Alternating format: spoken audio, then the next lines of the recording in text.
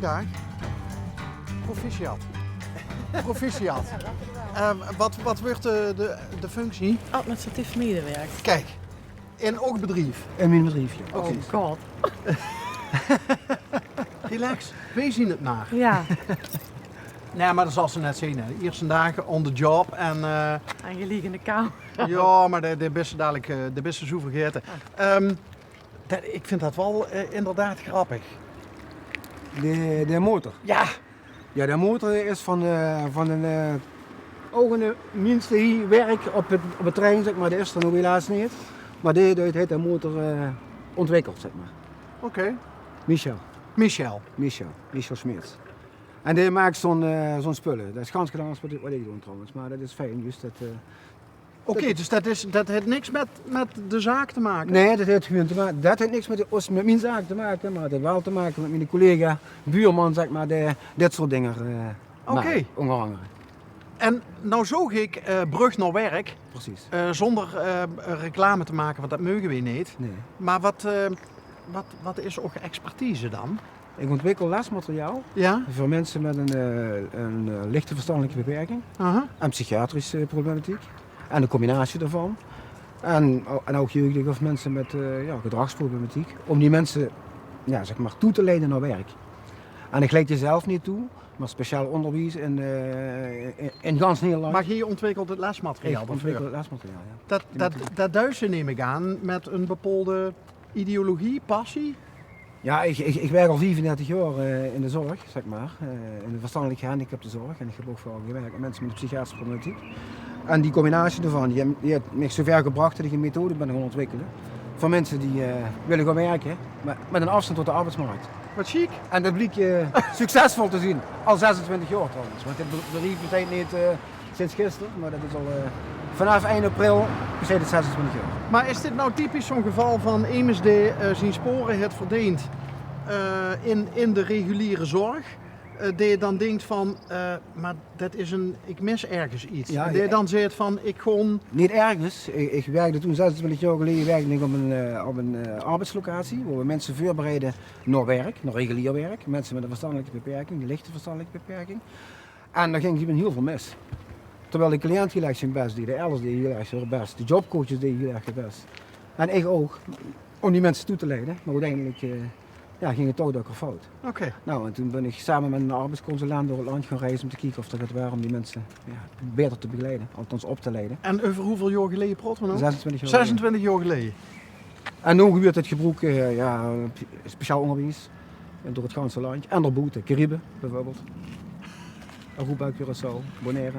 En dan gaat dat ook gewoon in het Nederlands? Nee, dat gaat in een papierman. Ja. En alles wat... Wie vertaalt dat dan? Dat doen ze op Curaçao. Op Curaçao is een vertaalbureau en die hebben alles, zeg maar, vertaald. Het ganse Nederlandse product vertaald naar het papierman toe. Ja. Wat hebben ze toch hier? Karen komt erbij. Karen, de huurster nou bij, hè? Ja, inhoudelijk ken ik er nog niet zoveel over zeggen natuurlijk. Nee, maar- een eerste specialist. Hij is een specialist. Ja. Maar verwacht ik nou van haar ook dat, want ze gaat administratief werk doen, maar verwacht ik van haar ook dat ze zich verplaatst in de materie? Uiteraard is het belangrijk dat ze in ieder geval wel door een gevul bij hebben, hè? Met de doelgroep waar brug nu werk gebruikt wordt. Ja. Ja, en dat heeft Karen ook duidelijk aangegeven dat dat zo is. Dus dat speelt neven de administratief is dat natuurlijk een belangrijke factor. Dat ze wel een beetje affiniteit hebben met de doelgroep. Om En zo te zeggen. dat lijkt toch ook leuk? Ja. Ja? Ja. Maar ik vind het wel leuk om de schans gaat anders te gaan doen. Ik heb hiervoor ook administratief werk gedaan. Maar dat was voor een machinebouwbedrijf. Dat is totaal gedaan. En wegens reorganisatie kwam mijn werkplek te vervallen. En toen had ik zoiets van, misschien is het iets voor gans gaat anders. Ook een bedrijf wat niet direct gericht is op winst maken. Met meer een maatschappelijke Ja, hè? factor. En, dat vind Maar- ik hier en in mijn eigen dorp. Oh, dat is een echte Reuverse? En, in deze zin. Ik ben in Remun geboren, dat heb ik tot mijn 5e of 6e gewoond, Oké. maar ik voel me geen Ruivers. Oké, heel goed. Heel goed. En dich? Ik ben van de Ruiver, ook Ja? afkomstig ja. Dus ik ben ook Toes, zeg maar. Ik ben hier Toes, maar ik heb nog een ander Toes. Ja. En wie bist ik bij hun moed gekomen? Ja, je had een vacature geplaatst op Facebook. En mijn zus heeft me daarin getagd. En eigenlijk heeft René zelf contact opgenomen. Ja, precies. In eerste instantie met mijn zus, want die wonen vlak bij elkaar, een paar deuren van Dus elkaar af. Ja, toen is het gewoon, ja. Dus ik zet iets op Facebook, Ja, dan wordt dicht door die zus getagd, dan zuist ik dat ja. en dan ga je stig. Ja, toen heb ik die zus gebeld, Dagmar, en gevraagd van, klopt het dat je zus, Karen, een baan zoekt? Omdat ik dacht dat Karen nog eens anders werkte. En dat was ook, maar toen niet meer. Ja. Ja, en toen uiteindelijk is dat contact gekomen en toen hebben we een sollicitatiegesprek gehad en toen is dat gekomen zoals het nog is. Leuk hè? Dus dat is heel leuk, ja. Ja, dus Facebook is niet alleen maar het afvoerputje van de samenleving, Nee, waar helemaal vooral niet. onderbuikgevoelens gecommuniceerd worden. Maar de kunst ook nog eens op Ja. een hele goede manier. Ja. Ja, ik Dus, had het niet alleen op Facebook, ik heb het ook op LinkedIn heb ik het Ja, ook ja. geplaatst en ik heb het ook bij de UWV neergelegd. Ja. Voor mensen bijvoorbeeld, ook met een afstand tot de arbeidsmarkt, met wie bijvoorbeeld met een uitkering, met een bepaalde lichamelijke problematiek misschien.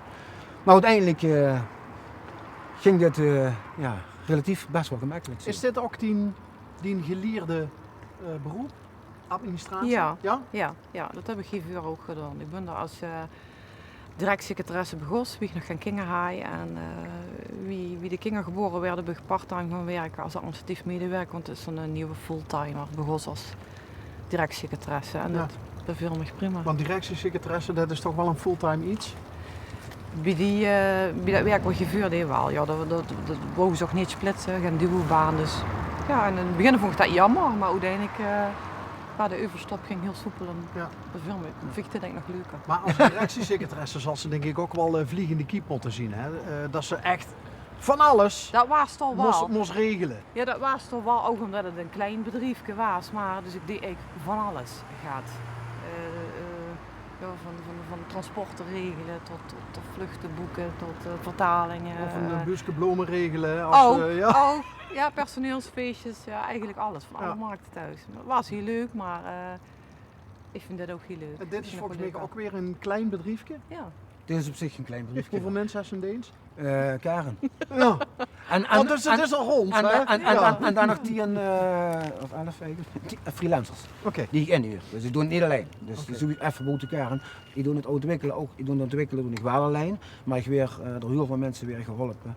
Uit de sectoren waar Brug naar werk Ja. gebruikt wordt. Ja, want dat moest wel natuurlijk bij de team blijven ook. hè? Ja, zeker. Zeker ja. Maar ik blijf bij de tijd. Op dit moment zijn er 700 beroepskrachten in Nederland met Brug naar werk bezig. En die geven me allemaal feedback. Dat vraag ik ook her. Nou, en dat verwerk ik. Daar heb ik een ontwikkelklapper voor en dat verwerk ik in een nieuw mooi. materiaal steeds. Ja. Dus zo doen we dat steeds. Ja. En trouwens L1, even voor de duidelijkheid, Ja. heeft jaren geleden een documentaire gemaakt over Brug naar werk. Echt hoor. Ja. Oh, Lieder Hoever heeft toen nog de regie gedaan. Huver. Lida. Lida, ja. Ja. En Lieder kent me ook goed. Oh, Lida is nog altijd bij Jos. Dus, Ja, doe het maar niet goed. Ik weet zeker als je dat vertelt en dat het wel wat Brug naar werk nou, is. ik kon ze direct een appje sturen dadelijk als we klaar zijn met de opname. Vroeg aan dich, waarom wist ik de zorg ingegaan? Ja, ik ben vanuit, toen ik vroeger klein, ja, iedereen was vroeger een keer klein, toen zag ik al van dat ik wil met mensen werken. En mijn familie, het grootste van de familie, komt uit Dongerwies. En mijn ouders hadden ook heel gehad dat ik in Dongerwies ging, maar ik wil heel graag verplegingen. Dat ben ik ook gaan doen. En wat is mijn grootste groep klanten nu? Dongerwies. Dus ik ben toch wel een klein beetje gaan doen wat mijn ouders vroeger ook al in gedachten hadden met mij. Maar ja, ik ga je van mensen. En als er mensen problemen hebben, dan wil ik die heel graag helpen. De wil je helpen. En Ja. dat zit er al heel erg lang in, zeg maar. Maar de gast dus ook aan het bed gestonden. Jazeker. Ja? Jazeker. Wat In deed ze? Pergemeen heb je bijvoorbeeld gewerkt, Pergemeen, Pepijn Ja. vroeger. Ja, dus mensen met dat- een beperking. Ja, daar heb ik de opleiding gedaan en ik heb een tijd lang bij Daalzig ook gewerkt. Dus ik kom eigenlijk gewoon uit het werkveld. En nog steeds vind ik me geroepen om er bij groepen te zien waar lessen gegeven werden. En niet dingen alleen maar te ontwikkelen. Hier van achter Dus de gijs ook de helftste vinger aan de pols als het gaat van wie wordt mijn materiaal geïmplementeerd Als dat- in het onderwijs. Ja, als er echt niets ontwikkeld wordt, en ik heb het niet over een klein thema, maar toch wel wat meer, dan vraag ik ook op locaties of je het erbij mag zien. En neem te corrigeren of te controleren. Maar dan zeg ik ook tegen leerlingen van, je weet waarom ik hier ben, ik ontwikkel dit materiaal en ik wil van dich dadelijk huren, was er van vingst. Ja. En dan moet je alles zeggen, als je het maar beargumenteert. Ja. Kijk, en dat kan bij mensen met een verstandelijke beperking kan dat wat moeilijker. Dat die dat beargumenteren op een goede manier. Soms wel, maar soms ook moeilijker. Maar bij mensen met bijvoorbeeld psychiatrische problematiek kan het makkelijker. Ja. En dan mogen die alles tegen me zeggen, zolang ze maar zeggen van ik vind dit geweldig omdat, of ik vind dit helemaal niks omdat, want dan ken ik het mee. En hetzelfde vroeg ik ook in die docenten. En uiteindelijk bouw ze zo op naar een product. En voor u om een beetje een idee te hebben, het laatste boek wat ik geschreven heb, een C-boek, daar heb ik 4 jaar over gedaan. En we hebben 800 leerlingen in een pilot meegedraaid met 40 docenten. Die hebben mij dan bij ondersteund, maar daar heb ik dus uiteindelijk 4 jaar over gedaan om het C-product te ontwikkelen. Dus het geeft een beetje aan dat het...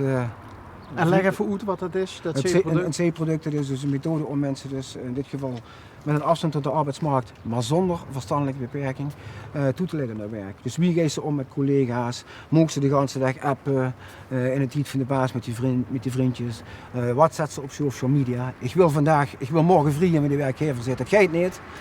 En ik zet op social media wat een vervelende baas heb ik, nu zeg ik het nog netjes. Dat zou kunnen betekenen in het allerergste geval als ze morgen met je moest komen en even morgen geen baan hebben, bij wijze van spreken. Ja.